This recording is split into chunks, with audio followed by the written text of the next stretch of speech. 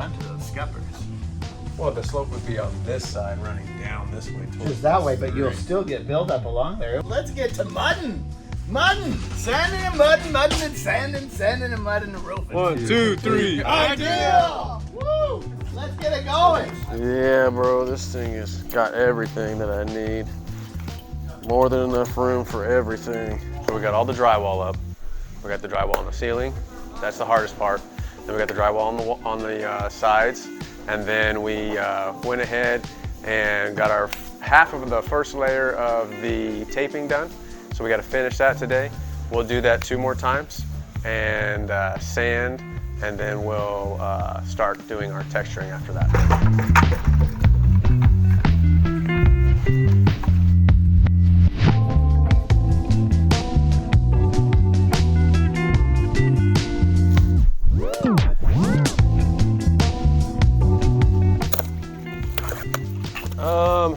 We're gonna go through at least one of these, and that all depends on how well you do at the texturing.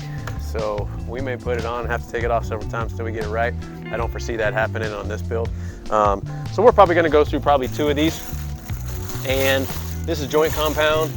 Basically it comes at a certain moisture, and then it's up to you, depending on what you're doing with it, how quickly you want it to dry, to add water and to get the consistency that you want. So last time it was a little too thick or a little too thin. Now we know exactly how much to use. So it's a lot easier. Oh, thank you.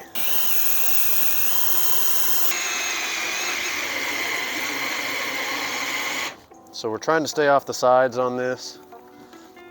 Trying to make sure that we don't get anything in there.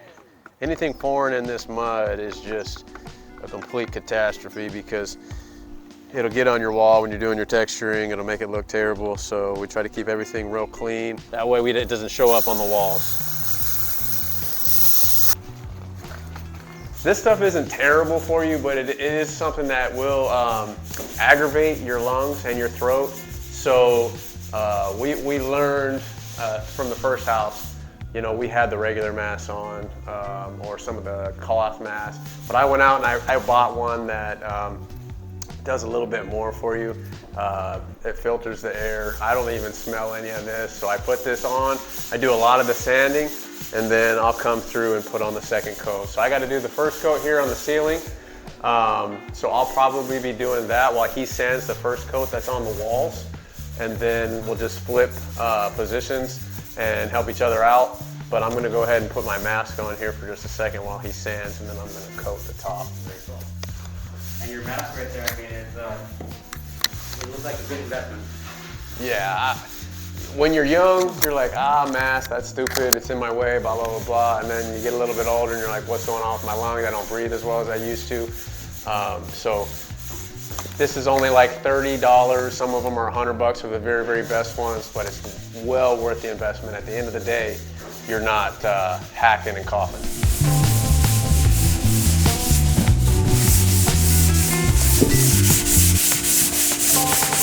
You don't want to breathe this, and then also it just keeps you from going up and down the ladder. And when you can get the dust, 6 feet away from you, it's always better. So I use one of these extension rods whenever I can. It just helps the process. It's more efficient, and it's just better for you all the way around. I mean, if it's taking a long time, just like with anything else, that means you got the wrong tool or your tool is dull. So go get a new one or go get the right tool. Make your life a lot easier.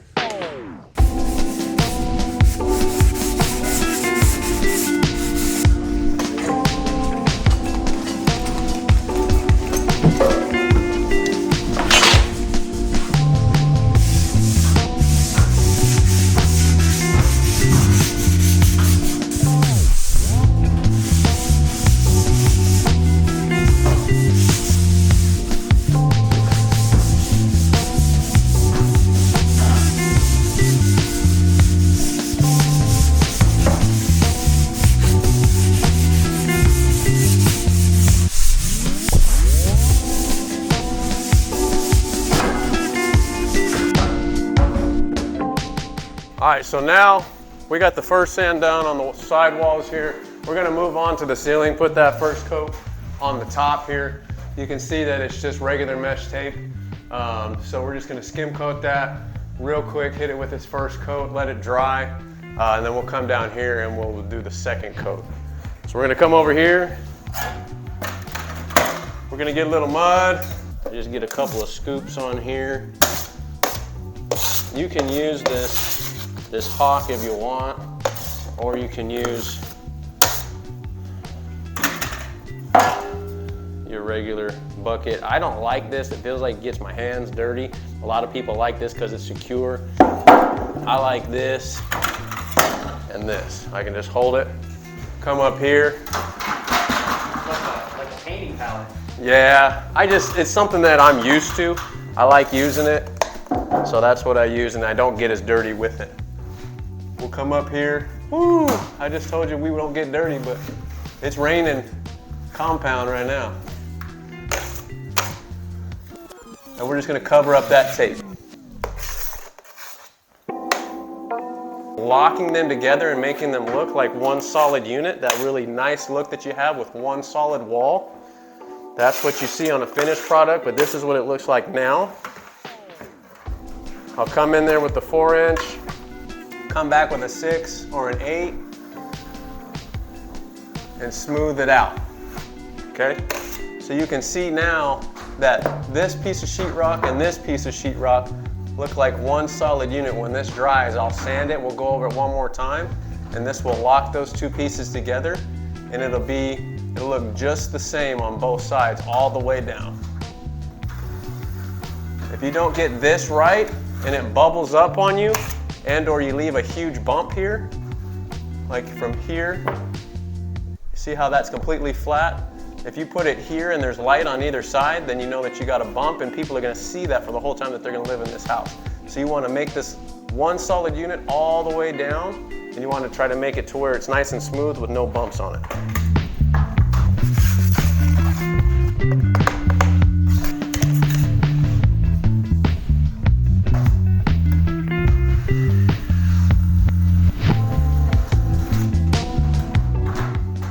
Like I say, we're going to do this another time. So this will be the first coat. The first coat doesn't have to be perfect because we will sand that down again and get rid of the bumps. The second coat needs to be next to perfect, so when we hit that with the sand paper, that it's nice and smooth and you don't see this joint at all. But for right now, we're just getting some mud up here and joining these two together.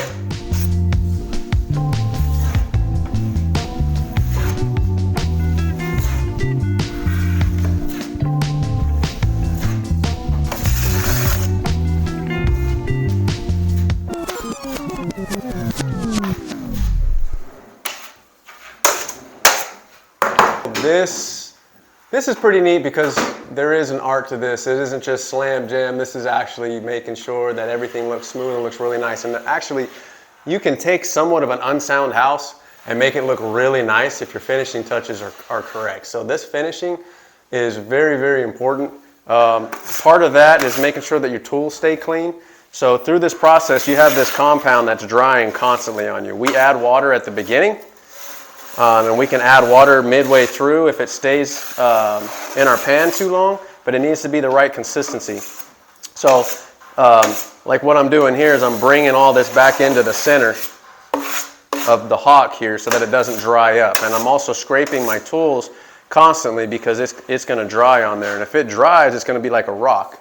So when I come up here to try to make this look smooth and really nice, it's going to constantly hit that rock. It's going to constantly hit that hard compound if you're not taking care of it properly throughout the process of applying it.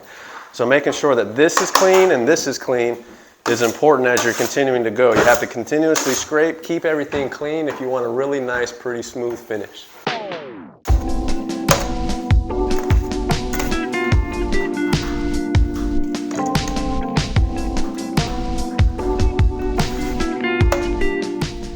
Let me tell you about teamwork here.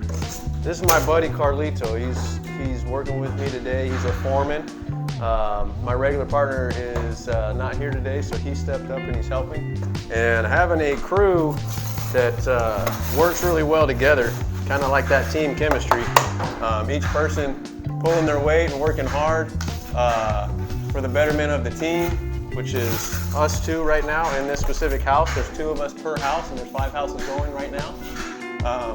Really makes a huge difference. So keeping that positive energy, that sense of urgency, working together, really makes things go by quickly, and it gets the job done efficiently when you got somebody who's both positive and can work side by side with you. So Carlito's a really good partner to have.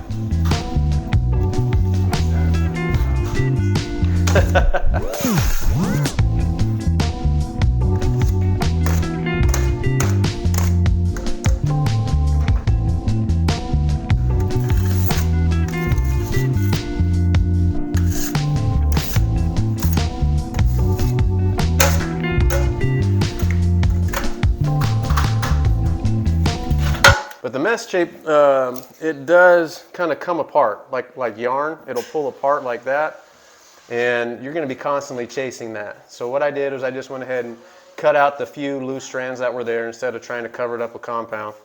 And we're just going to go over that again. I don't want to be chasing it. I want it to look nice and smooth with no defects in it. And that's kind of what sets your work apart from everybody else's, is that little bit of extra detail, that little bit of extra time that it took you to make that right. In the long run, your houses are going to look a lot better than other people's.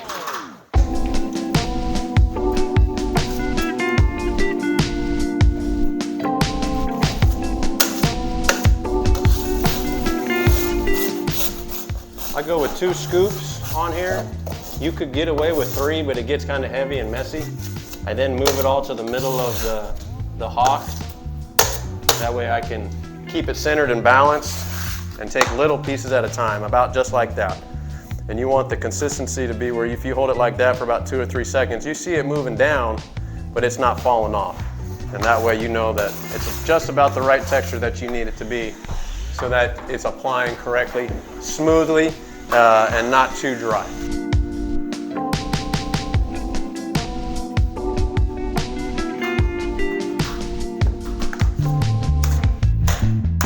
You're overworking if the mud is too thin because it's running everywhere. You're overworking if it's too dry because it won't thin out for you into the spots that you need. So getting that consistency right, that's at least 50% of what you're doing, so that you can apply it correctly to the joints where you're working. Either way, on either side of what you're doing, if you added too much water, you're overworking. If you didn't add enough, you're overworking. So getting that mud texture right, getting that water in there, and knowing exactly what you're doing with it and how it's going to react to when you put it on the wall makes all the difference. Being able to see something and what you've achieved every single day, and it's right there in front of you, you're able to put your hands on it, is something that you definitely take a lot of pride in. A lot of people go to work every day and they don't really see a tangible difference in what they did every day, and I think that definitely takes a toll on you. So with something like this, I've always loved working with my hands. It's just something that has come natural to me, and I've found a way to put it into my everyday life, and being able to see what I've done and made a difference in, and what's going to benefit somebody in the future definitely is a great place for me to be, just mentally, from the pride that you get from making a difference.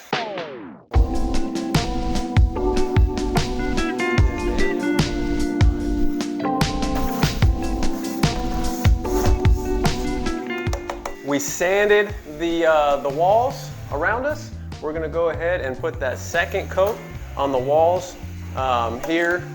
I can show you here. So regular sheetrock. This is where we've put them together here with the mesh tape and then joint compound. What we can do to kind of show you what we got going on here is that's pretty straight, okay? We're getting better at what we're doing here. It doesn't rock back and forth. You don't see a lot of daylight. So we don't have to do a whole lot of feathering, but we do need to do a second coat here. Real light.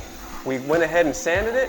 When that dries, we'll sand it again, and then we'll be ready to texture the walls. Changing the world. That's how you do it. I'm doing. Sanding. showing them how I use the hawk. I like the hawk, bro. You're getting better at it too.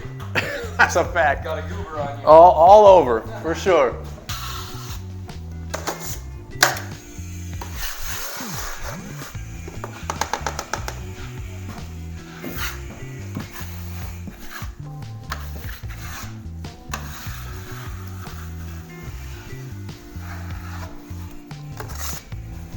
So when you're going down this line, this seam here, if you go too fast, it's gonna make little rivets in there, okay? Too slow, you don't thin it out right enough. And then it's just like any other tool that you have in your hand.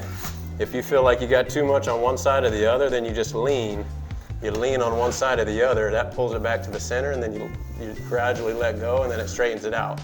So, to somebody that hasn't used one of these before, you may just look like, you know, hey, that dude's just taking his trowel and he's just, or his knife, and he's just going up and down.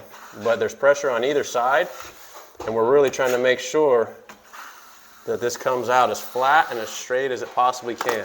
Too much speed, you're gonna create rivets, and you're gonna see that, it's gonna look ugly. Without the correct pressure on the left or the right, depending on where you need to pull in the mud, it's gonna look bad, okay? So if you look up that way, you should be able to see that it's pretty much a straight line all the way across with no humps in it. That comes from the right texture of mud, the right speed on the trowel, and honestly, just doing it. It takes practice. You can only teach it so much, and then you gotta do it. You do it enough, you get good at it. And then it doesn't take an extra 12 hours, you know, coming in here and sanding this down and then feathering it out, you know, a foot on this side and that side to try to make it look like there's not a hump. You can make this look completely straight all the way across, okay, if you do it right with the right technique.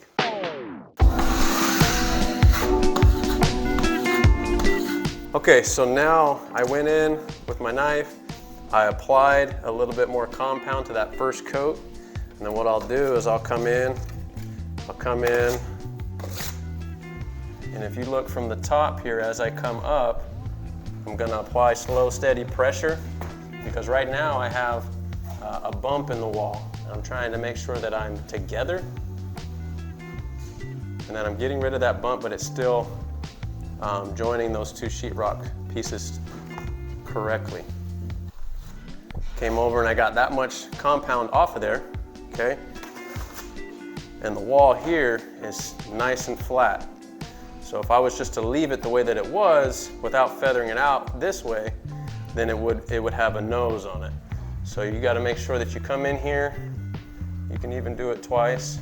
And the way that that compound is building up on my knife as I bring it up is going to tell me where I have excess and where to put pressure. I don't have very much coming off. I look down to the side, I can see that that's a nice straight line, and you can't tell where the seam is. You know I've done my job.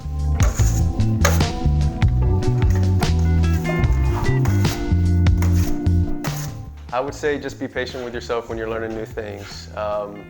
You can only learn so much from the books upstairs, and then once you come down here, you do it several times before you get really good at it.